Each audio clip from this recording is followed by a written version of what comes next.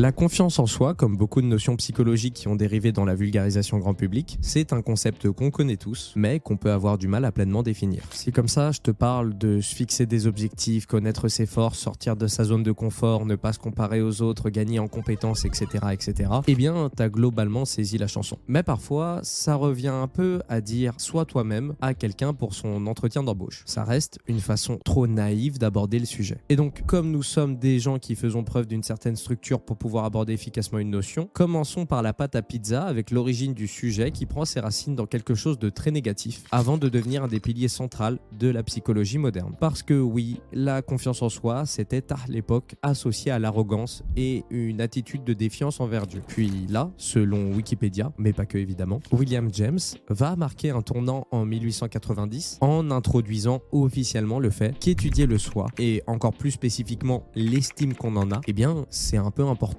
D'autant plus que ça va nous fournir une des premières définitions de ce qui était à l'époque le mélange entre la notion